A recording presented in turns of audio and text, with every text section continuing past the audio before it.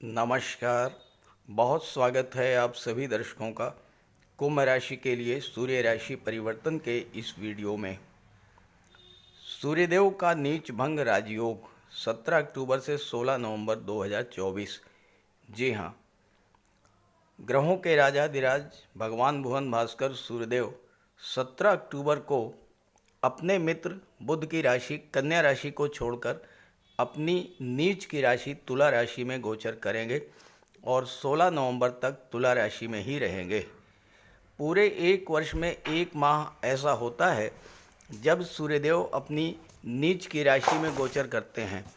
जब सूर्य नीच के होते हैं तो व्यक्ति के आत्मविश्वास में कमी आ जाती है, शासन प्रशासन से जुड़े हुए कार्यों में बाधा आने लगती है, जीवन में संघर्ष बढ़ जाता है और जो लोग गवर्नमेंट जॉब में हैं उनके लिए समय थोड़ा कठिन होता है। नेत्र कष्ट, सिरदर्द, माइग्रेन और हार्ट प्रॉब्लम बढ़ जाती है। लेकिन गोचर में कभी कभी कुछ ऐसी ग्रह स्थितियां भी बनती हैं जब सूर्य का नीच भंग हो जाता है और ऐसे में नीच भंग राजयोग बनता है जो अत्यंत श्रेष्ठ राजयोग है। और नीच भंग राजयोग बनने पर कोई भी ग्रह उच्च के समान फल प्रदान करता है। जिस ग्रह का गोचर नीच की राशि में है, अगर उसकी युति किसी शुभ ग्रह के साथ बन जाए या किसी शुभ ग्रह के साथ दृष्टि संबंध बने तो नीच भंग हो जाता है। जिस राशि में कोई ग्रह नीच का होता है उस राशि का स्वामी अगर केंद्र के भाव में गोचर करे तो भी नीच भंग होता है। और जिस राशि में कोई ग्रह नीच का हो रहा है उस राशि में जो ग्रह उच्च का होता है अगर वो केंद्र में है तो भी नीच भंग हो जाता है। 2024 का वर्ष एक ऐसा वर्ष है जिसमें इस तरह का ग्रह संयोजन बन रहा है जिसके कारण सूर्यदेव का नीच भंग होगा और नीच भंग राजयोग बनेगा। तो सूर्य के नीच भंग राजयोग का कुंभ राशि के जातकों के जीवन पर क्या प्रभाव पड़ेगा, इसी का विश्लेषण करेंगे इस वीडियो में।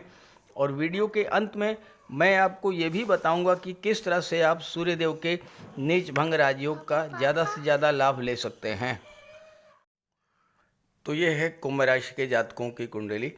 आपके राशि के स्वामी शनिदेव हैं जो कि लग्न के भाव में गोचर कर रहे हैं। शुक्र का गोचर दशम भाव में है और 7 नवंबर को शुक्र एकादश भाव में चले जाएंगे।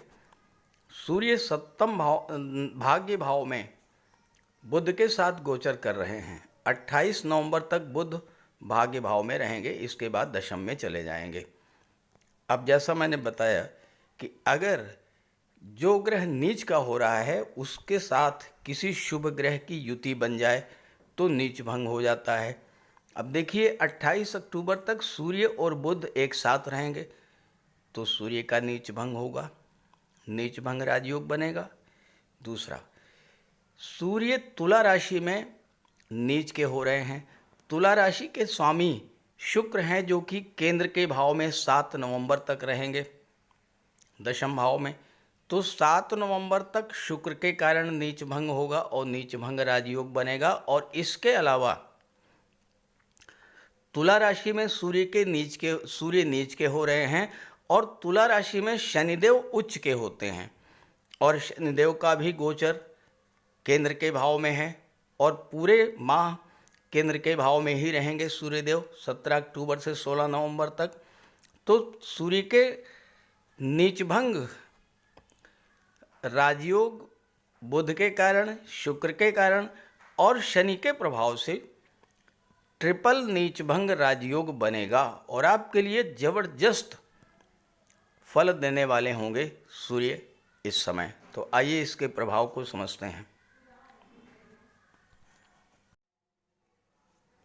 सूर्यदेव का गोचर नवम भाव में है जो कि भाग्य का, पिता का, धर्म, अध्यात्म का, धार्मिक यात्राओं का होता है, उच्च शिक्षा का होता है।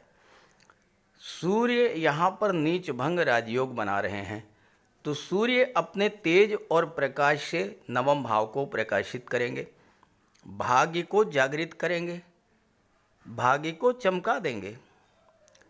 न केवल आपका भाग्य चमकेगा बल्कि आपके पिता और आपके पुत्र की भी भाग्योन्नति इस समय होगी। इस समय आप अत्यंत भाग्यशाली होंगे। भाग्य के चमकने से आपके मनोवांछित कार्य पूरे होंगे, अधूरे कार्यों को गति मिलेगी। और नवम भाव यात्राओं का होता है, किसी धार्मिक यात्रा पर आप जा सकते हैं।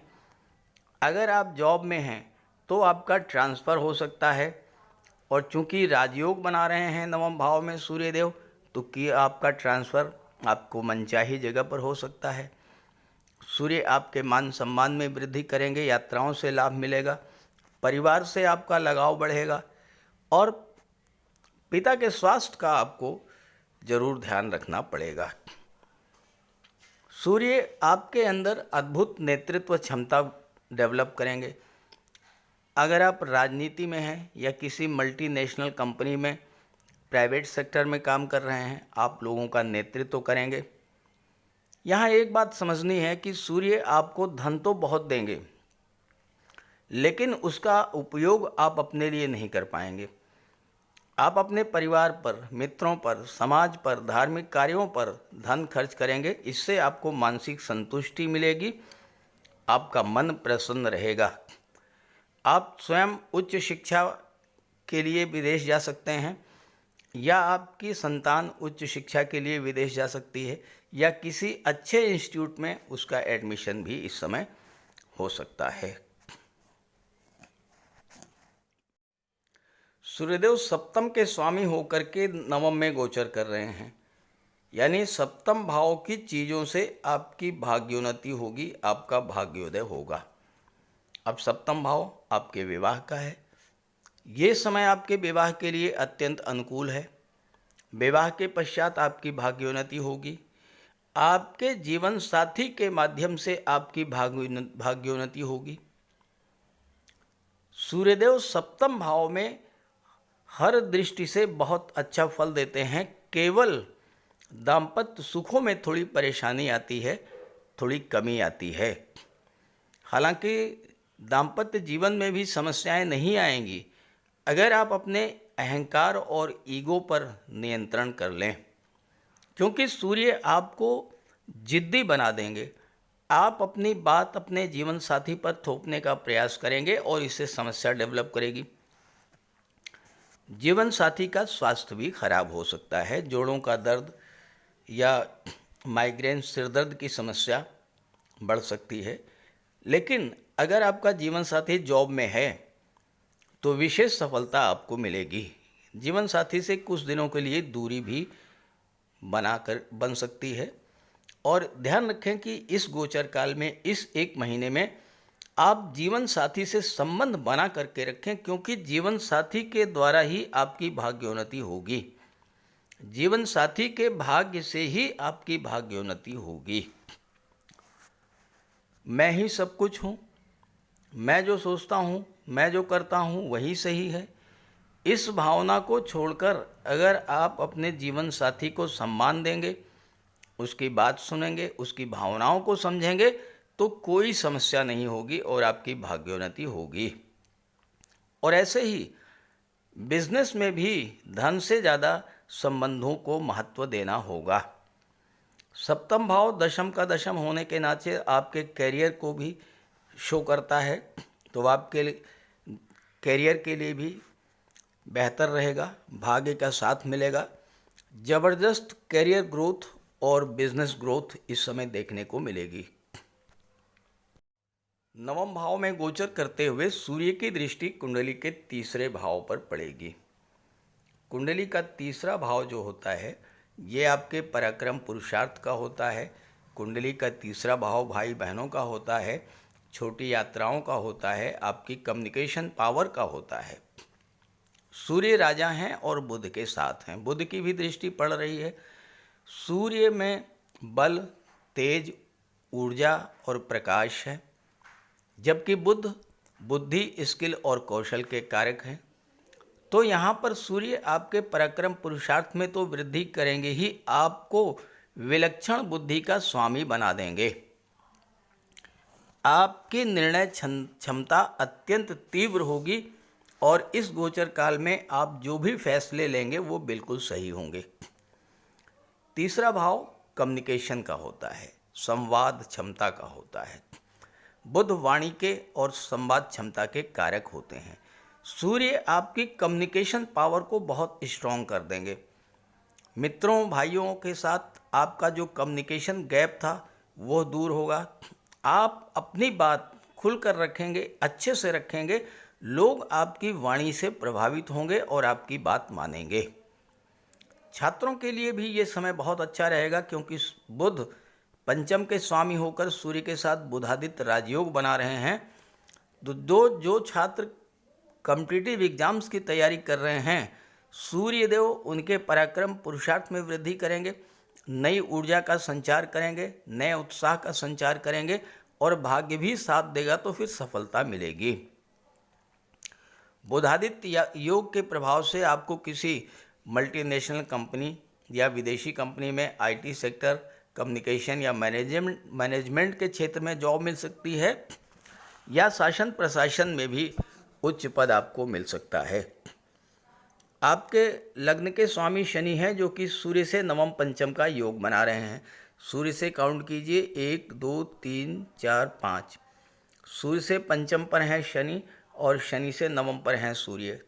त्रिकोण पर हैं तो दोनों ही ग्रह एक्टिवेट होंगे। तो आप शनि की परिश्रम क्षमता, सूर्य के तेज बल और बुध की बुद्धि, इसके प्रभाव से जीवन में हर चुनौती को एक्सेप्ट करेंगे और उस चुनौती को, उस चैलेंज को पूरा भी करेंगे। तीसरा भाव यात्राओं का है। जॉब में है तो उच्च पद तो मिलेगा ही, मनचाही जगह पर आपका ट्रांसफ़र भी हो सकता है। जो लोग यात्रा संबंधी कार्य कर रहे हैं, मार्केटिंग का है, इंश्योरेंस का कार्य है, ऐसे जातकों को भी विशेष लाभ मिलेगा। बुध आपको यहाँ पर मनी माइंडेड बना देंगे, बिजनेस माइंडेड बना देंगे और आप धन कमाएंगे भी और धन का संचय भी करेंगे और साथ ही साथ निवेश भी करेंगे।